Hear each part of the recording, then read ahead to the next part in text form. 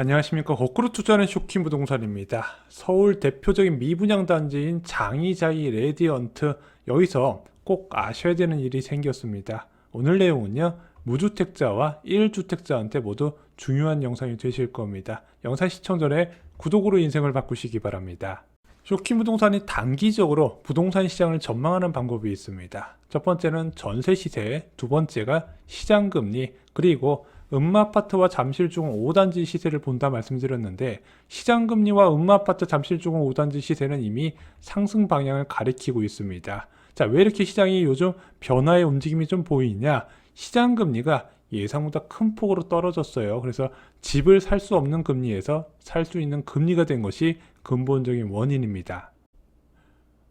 어제 발표된 한국부동산원 통계에서요, 서울 아파트값은 5주 연속 하락폭을 둔화시켰습니다. 그래서 마이너스 0.25%까지 떨어졌어요. 원래 얘가 마이너스 1% 넘는 폭락세였는데, 마이너스 0.25까지 빠졌다는 거죠.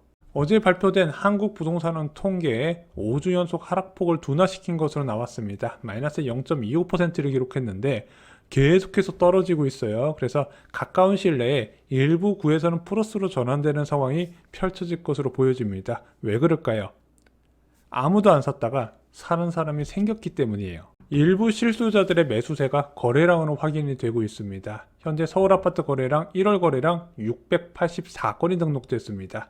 얘가 많은지 적은지 확인하기 위해서 1월 2일을 기준으로 해서 12월 아파트 거래량 비교해 봤더니 지금 현재 2023년 1월 기준 거래량이 무려 41%가 더 늘어난 추세네. 그래서 이 추세가 앞으로도 이어질지는 알 수는 없겠지만, 그냥 2월 2일까지 나온 데이터로 추론해보면 1월 아파트 거래량이 1100건을 넘을 가능성도 제기가 되는 겁니다. 자, 1100건 굉장히 낮은 수준의 거래량이지만 그동안 워낙 거래 멸종 상황이었고요. 작년 6월 이후에 1000건 넘는 거래량이 처음이었기 때문에 약간 의미를 부여하고 있는 겁니다. 아파트 급락장은요, 모든 매물이 폭락하는 것이 아닙니다.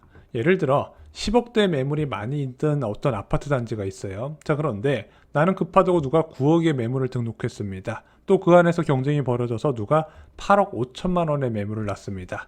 얘는 급매고 얘는 초급매예요. 근데 매수자가 나타나서 초급매 먼저 사고 나서 급매도 사버렸습니다. 그러면은 이 10억짜리 매물들이 동시에 호가를 올리기 시작합니다. 그래서 초급매 소화는요, 거래량이 적어도 이게 통계에 영향을 주게 되어 있는 겁니다. 자, 반면에 전세 가격은요, 여전히 약세를 이어가고 있습니다. 서울 아파트 전세 가격 마이너스 0.96%예요.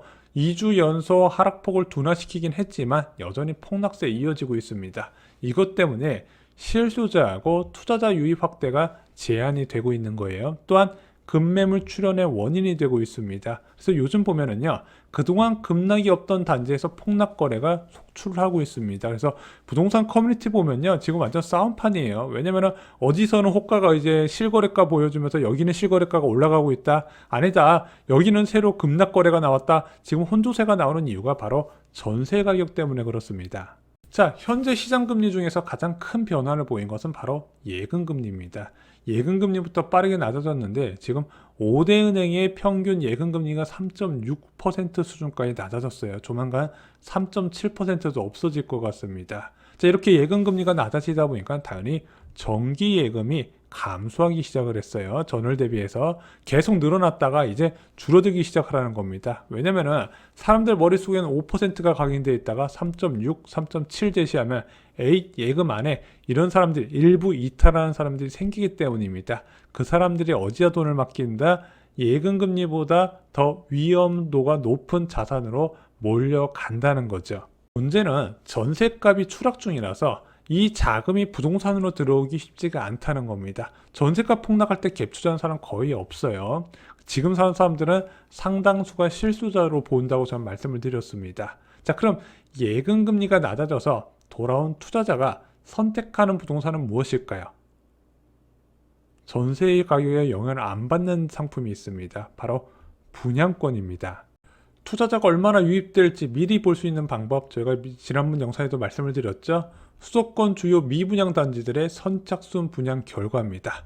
장이자이 레디언트, 철산자이 더 헤리티지, 광명 호반서밋 그랜드 에비뉴, 올림픽파크 포레온 등이 있습니다. 청약 결과가 안 좋았던 분양가 상한제 적용 아파트 단지들이라는 거죠. 자, 이 중에서 제일 먼저 장위자이 레디언트가 선착순 분양을 시작했습니다. 이때 공개된 계약률이 한 59% 정도가 됐어요. 537가구가 미계약이 났습니다. 바로 무순위 접수를 짧게 하고 선착순 분양으로 들어갔어요. 왜냐면 선착순 분양으로 들어가야 유주택자의 접수를 받을 수 있기 때문이죠. 자, 하지만 이 장위자이 레디언트는요, 선착순 분양을 앞두고 악재가 터졌어요. 인근에 위치한 레미안 포레 카운티 전용 84제곱미터가 13억까지 갔던 아파트가 7억까지 떨어졌네? 이게 지상파 뉴스까지 떴어요. 저희 쇼킹부동산에서 다뤘던 거 기억나시죠? 당연히 7억짜리까지 시세가 떨어졌는데 10억 분양 아파트 살까? 이런 우려가 커졌고 저도 이거 영향 적지 않을 것 같은데 생각을 했었습니다. 자, 그렇게 모두의 관심을 받고 시작된 장위자이 레디언트 선착순 분양, 근데 기사가 떴어요. 미분양 어쩌나 고심하던 장위자이 선착순 계약서 상황이 반전됐다, 이렇게 기사가 뜬 거죠. 현재 나온 정보를 종합해보면요, 약 80%대 수준의 계약률을 보이고 있다고 합니다. 전용 72제곱미터 타입과 84제곱미터 타입 저층만 남아있는 상태라고 하네요. 자, 이것을 종합해볼 때 예상보다 빨리 완판될 가능성이 나오고 있습니다. 아마 2월을 넘기지 않을 수도 있다고 생각이 드네요. 자, 무주택자 입장에서는 이해가 안 되는 겁니다. 아니, 왜 고점 대비 25% 빠진 분양가인데 왜 저걸 살까? 지금 저희가 예전에 분석했을 때는 고점 대비 한 25%에서 30%였고 둔촌주공이 30%에서 35% 내외에 고점 대비 하락률을 계산해서 분양가가 측정됐다 말씀을 드렸거든요. 자, 근데 장위자이 같은 경우는 굉장히 애매했단 말입니다. 무주택자 입장에서는 이해가 안 되는 거예요. 왜냐면은 주변에 고점 대비 30% 이상 급락한 초급매가 여전히 많이 있거든요. 자, 그러면은 고점 대비 하락률을 보면은 분양받는 것보다 초급매를 사는 게 낫단 말입니다. 하지만 투자자는 접근하는 방식이 달랐습니다. 유주택자가 분양권에 접근하는 이유에 대해서 좀 설명을 드리겠습니다. 1주택자가 이번 급락장에서 갈아타는 거 말고 집을 추가로 살 수 있을까요? 대부분 못 삽니다. 사고 싶어도 못 사요. 특히 이런 전셋값 하락 시기엔 더욱더 못 사게 됩니다. 바로 기존 주택을 담보로 대출을 받을 수 없기 때문이에요. 생활안정자금 대출은요, 주택 구입이 불가능합니다. 그래서요, 대부분 1주택자는 집에 돈이 묶여 있어요. 투자를 하고 싶어도 자금이 부족하다는 겁니다. 그래서 유일한 방법은 기존 주택을 전세 주고 내가 비규제 지역의 주택을 대출받으면 이제 처분 의무가 없잖아요. 비규제 지역 주택 매수는 1주택자라도 그렇게 대출받아서 매수하는 방법이 있어요. 문제는 기존 주택을 전세를 줘야 되는데 전세값 하락이 되다 보니까 생각보다 많이 돈이 안 땡겨지는 겁니다. 게다가 이거 집 한 채 더 사겠다고 이사까지 하는 경우가 생각보다 많지는 않거든요. 애들 학교 다니고 있고 이런 케이스가 있기 때문에 현실적으로 제한이 많아서 보통 1주택자는요, 올라도 가만히 있고 그냥 떨어져도 가만히 있는 경우가 대부분이에요. 하지만 분양권은 다릅니다. 계약금만 있으면 주택 취득 권리를 구입할 수가 있는 거예요. 생활안정자금은 안 되지만요, 신용대출이나 또는 연금담보대출 이런 거 보험담보대출 등으로 자금 마련해서 분양권 취득이 가능하다는 겁니다. 게다가 중도금 대출을 활용하기 때문에 완공까지 직접적인 이자 지출이 없어요. 중도금 이자 후불제를 채택하기 때문입니다. 게다가 이 중도금 대출은요, DSR 적용도 안 돼요. 그리고 이렇게 취득한 분양권을 1년 뒤부터 매도가 가능합니다. 장위자이 레디언트 같은 경우는 올해 12월부터 분양권 전매가 가능하거든요. 근데 만약에 생각보다 피가 적다면 어떻게 할까요? 간단합니다. 그냥 내 집에서 편하게 잘 살고 있다가 아파트가 완공되면은 완공되고 나서 3년 이내에만 입주를 하고 기존 주택 처분하면은요, 기존 주택 처분할 때 2주택자지만 비과세 혜택을 받을 수가 있어요. 이게 분양권 일시적 2주택입니다. 이번에 처분 기간이 2년에서 3년으로 연장됐죠. 이와 관련된 정보는요, 쇼킹부동산 블로그 자료실을 참고해 주시면요, 자세히 나와 있습니다. 그래서 이것이 유주택자들이 분양권에 관심을 가지는 이유입니다. 무주택자는 전셋집에 살면서 아이고 이거 완공 언제 되나 조마조마 기다리는데, 유주택자는 내 집에서 편하게 살면서 완공을 기다릴 수가 있다는 거예요. 그리고 시간이 어느 정도 텀이 있기 때문에 자금 계획도 세울 수가 있는 겁니다. 아까 말씀드렸던 일시적 2주택으로 3년 이내에 처분하는 방법도 있지만 그냥 2주택으로 끌고 가는 방법도 있거든요.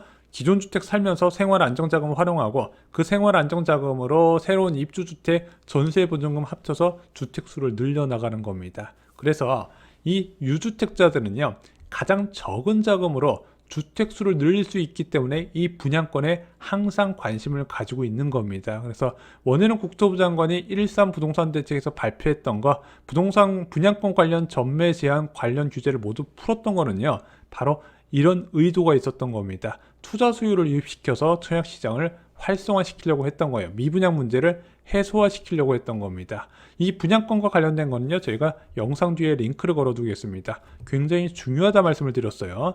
무주택자, 1주택자 다 중요합니다. 물론 아무 분양권의 수요가 있는 건 아닙니다. 지금 수도권에 미분양 아파트 단지 많고 혜택 제공하는 데 많죠. 그런 데는 아니에요. 역세권에 분양가 상한제 적용 주택들에 한정이 됩니다. 분양가가 처음부터 시세와 비슷한 단지들은 해당되지 않는다는 거 다시 한번 말씀드립니다. 아까 4개 단지 있죠. 이 4개 단지의 미분양 소진 속도가 향후 부동산 시장 방향을 결정하는 바로미터가 될 거라고 저는 예상을 합니다. 하지만 그 첫 단추가 굉장히 빨리 미분양 물량이 소진되는 모습을 보이고 있다는 소식 전해드렸습니다. 오늘 영상 마음에 드셨다면요, 좋아요와 구독 꼭 부탁드리겠습니다. 그리고 주변의 1주택자분들께 이 영상 공유해 주시면요, 큰 도움이 되실 거라고 생각합니다. 이상으로 영상 마치겠습니다. 감사합니다.